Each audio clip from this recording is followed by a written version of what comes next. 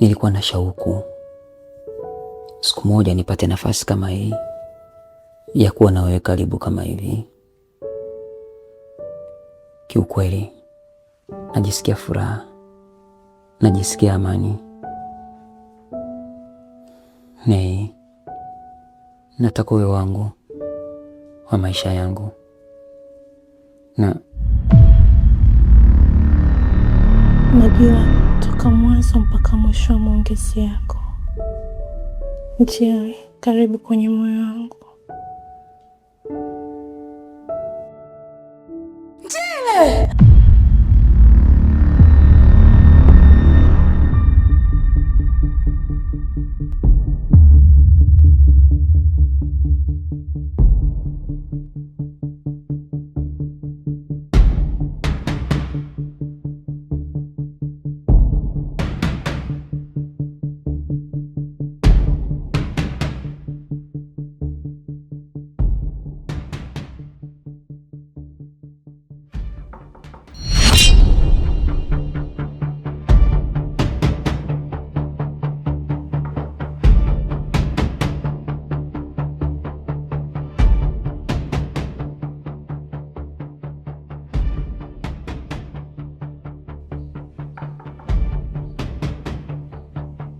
karibu.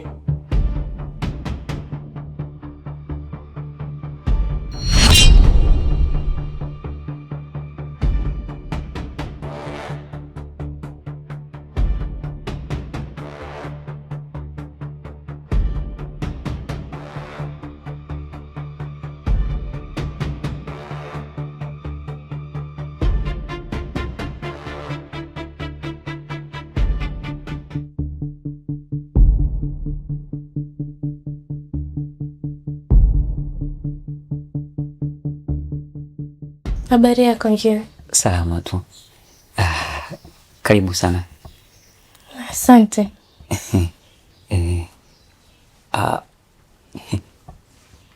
Umpendeza.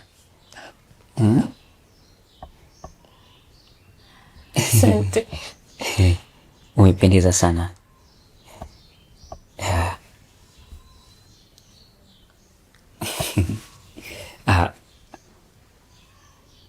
Nikuitie Zoe? Sawa.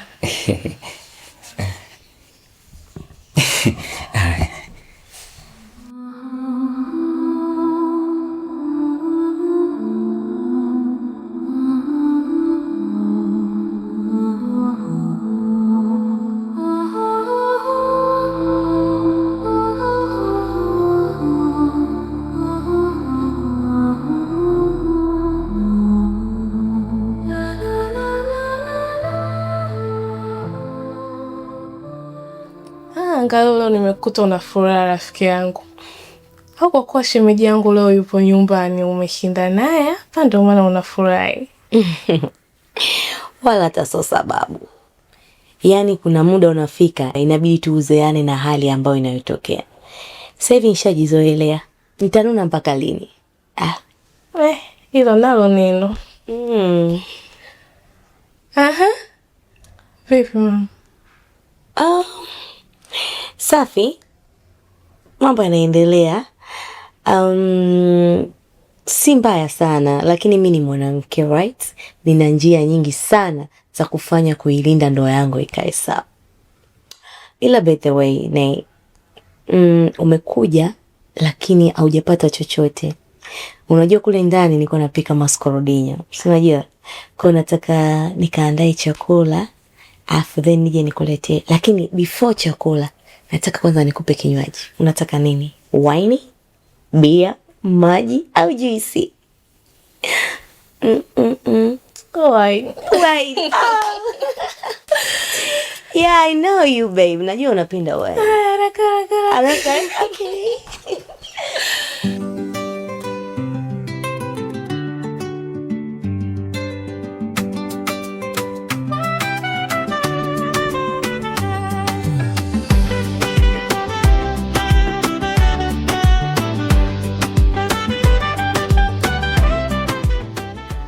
Njile, yaani sasa hivi ndio nimeanza kujua ushababi wako na wanamume wako baba.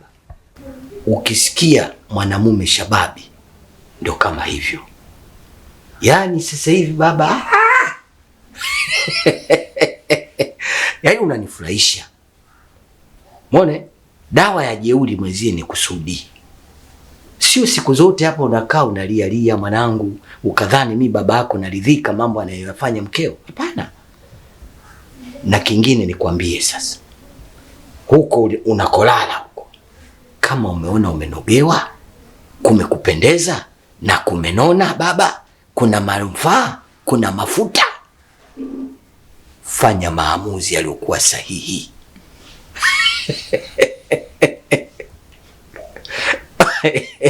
Mbona Waswahili wanasema mwanangu, kuanza moja si ujinga. Umeelewa? Baba, ndio unazungumza kama masiara hivi, lakini ndani yake kuna maana au unamaanisha jambo. Muda mwingine baba unazungumza vitu vya msingi zaidi. Mimi naanza kukuelewa. Sawa sawa. Uko sawa mzee wangu kwa kifupi. Mwone. Na hiko mimi ndicho ninachokitaka mwanangu. Sio unakaa mtu anakusumbua, Na huyu ikifikia hatua akisikia kwamba bwana Njile sasa ametoa posa kwa mwanamke mwingine, baba atanyoka kama lula huyu. Kingine mzee wangu, unajua mimi mke wangu ananichanganya, nadhani unalifahamu. Na kuna vitu vingine mzee wangu, ukiwa kama babangu kuzungumza naye inakuwa ni ngumu. Lakini kwa kweli naona vitu vya ajabu sana ambavyo sijawahi kuvisikia kwa watu. Wala sijawahi kuona watu wakilalamika kama mimi ninavyolalamika. Ndani kuna uchafu baba unaendea ambao hauna kichwa wala miguu. Njile, haina haja ya kuongea. Haina haja ya kusema. Mimi masikio nayo, macho nayo. Yanayostahili kuyaona nayaona. Yanayostahili kuyasikia nayasikia. Sio kwamba machafu yote anayofanya mke wako mimi siyajui. Nayajua na ninayaona. Na ndio maana hata siku ile nilipokuketisha chini nikakwambia, baba, nafasi unayo. Wewe ni Muislamu. Ongeza mke wa pili. Lakini mwanangu, uliona labda mimi nataka nikupotoshe. Mimi sina nia hiyo. Mimi nahitaji mwanangu ukae kwenye mstari, ili maisha yako yaweze kwenda barabara. Wewe si wa kusumbuka bwana. Hivi wewe ukija kupotea, ukija kuharibika, uharibikiwe katika maisha haya Njile, mimi nini cha kujivunia? Unajua baba, siku zote kama tungekuwa tunakaa chini kama hivi na kuzungumza kama hivi na kushauriana kama hivi, mimi sidhani kama ningekuwa niko hapa. Tatizo baba, mimi tulikuwa tuelewani kabisa. Njile, tatizo sio mimi, bali wewe ndio ulikuwa hutaki kunielewa kama mimi baba naongea kitu gani. Ila kwa kuwa umeshajua ukweli mwanangu, huo ndio wanamume baba.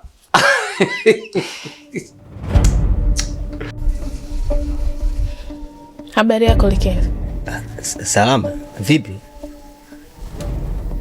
Bwana, mimi nimekuja hapa na jambo langu hili. Likele, wewe ndiye rafiki yake Njile, mkubwa kabisa, ambaye unajua kila kitu chake. Njile ya kulala nyumbani. Unaweza ukaniambia Njile lala wapi?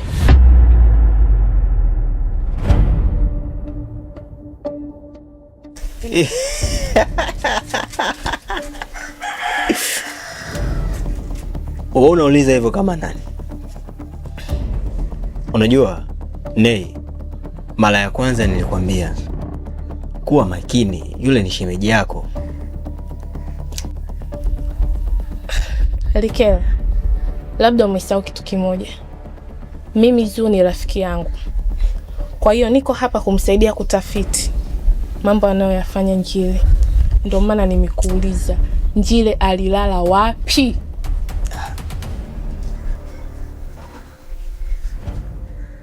Ni sawa. Njile alilala kwangu. Ile siku alikuja nyumbani, tulizungumza mengi sana. Mimi nikamwacha ndani, nikaendelea na shughuli zangu.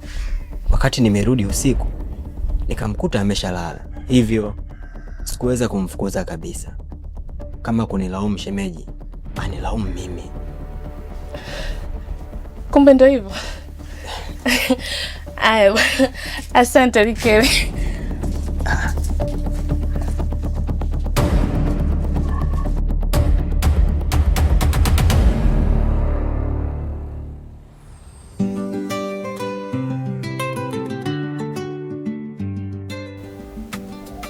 Nakusikiliza.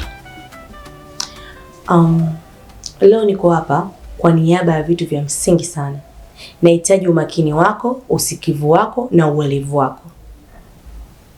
Nafikiri toka siku ya kwanza maisha ya hapa ulikuwa unayaona baina ya mimi na mwanao, kwamba mimi ni mkweo na yule mwanao amenioa mimi kama mke wake.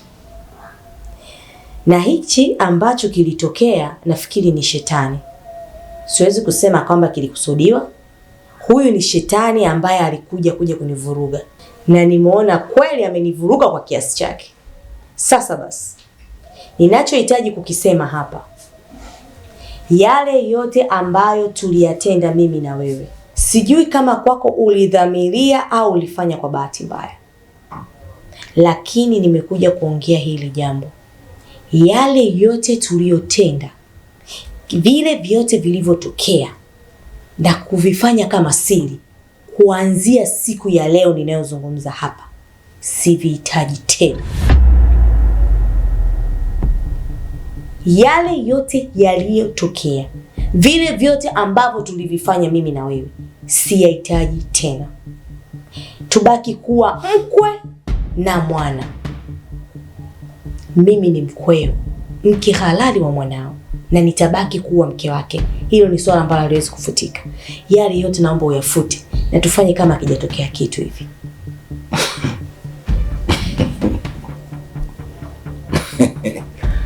Zo, ni mepesi sana kuongea kama ulivyoongea, ila ni ngumu kutekeleza. Unajua sisi wazee wa zamani tuna protoko zetu na tuna taratibu zetu, hususan kwenye mambo mazima ya mila na desturi. Hivi kwako unaona ni jepesi sana, ni jambo dogo sana, lakini kwa Pachana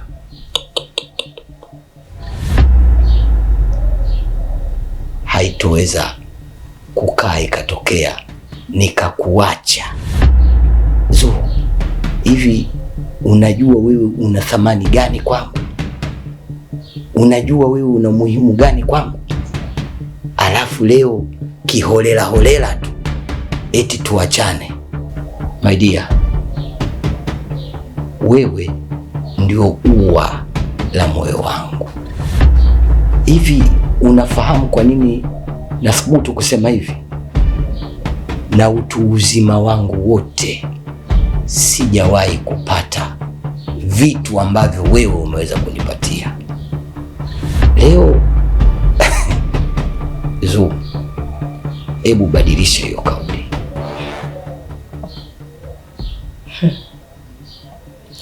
Mzee, nadhani haunielewi. Haunielewi kabisa. Na wala hujui mimi nimelenga wapi. Ila utanielewa baada ya haya matendo yanayofuata. Naomba utasimini kile ambacho nimekueleza na ukisikilize kwa umakini sana. Tena utumie akili timamu. Sawa eh? Hii ni laana. Na siwezi kuendelea kukubaliana na wewe kuendeleza laana hii. Umenielewa? Hujanielewa? Utaweza? Huwezi? Ili swala litafanyika. So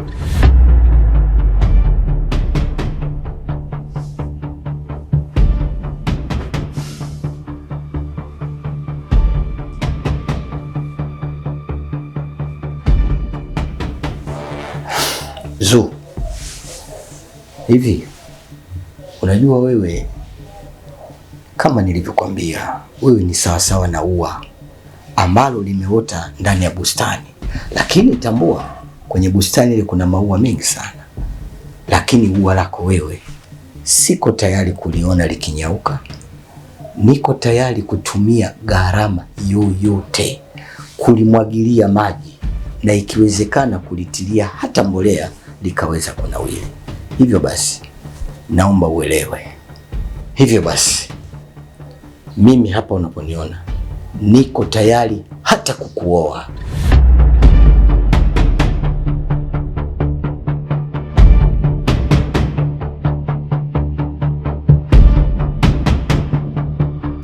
Zo, nadhani utakuwa umenielewa. Sitaji uwe na wasiwasi.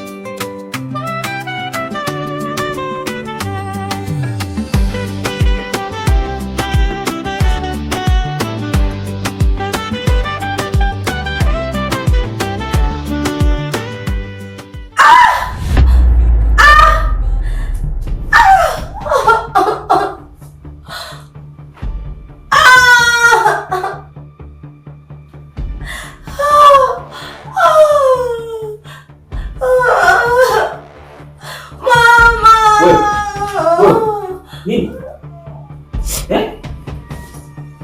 Nini? Usikae mumia.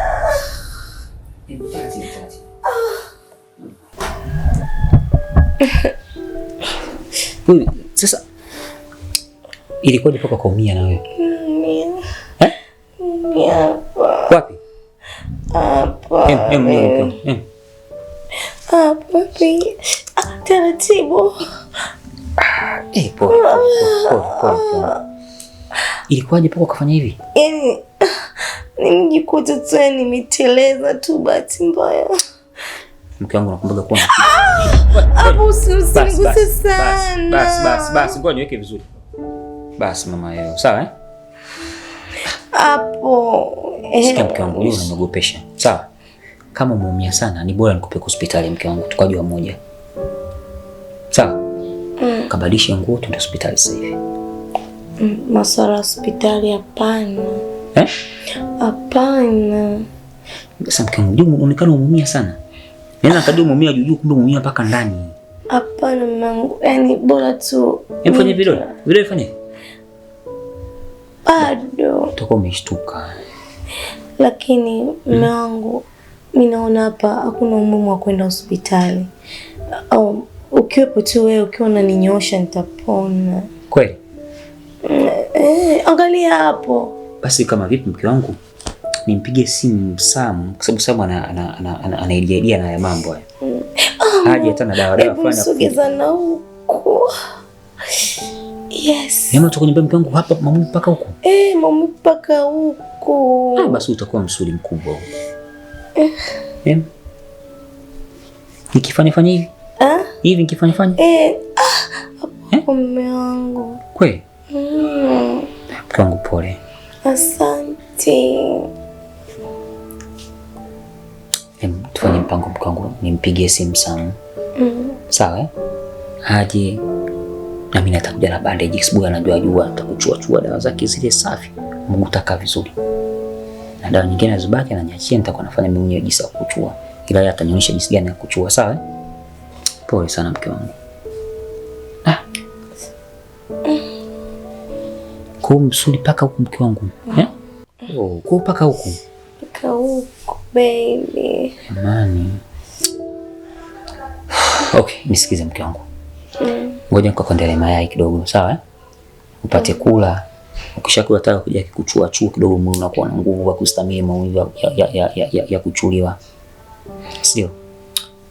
Sawa mwanangu. Nahisi kama nimechoka.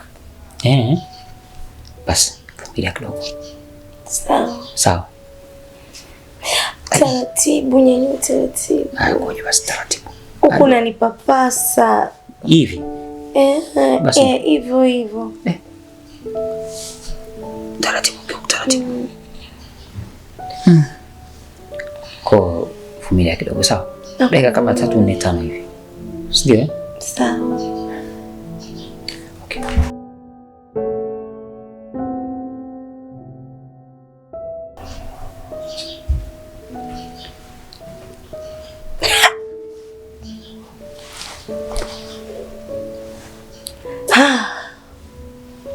Sasa kusudio langu linafika tamati. Wewe Njile ni wa kwangu na utarudi tu kwenye mchezo. Chezea mimi wewe.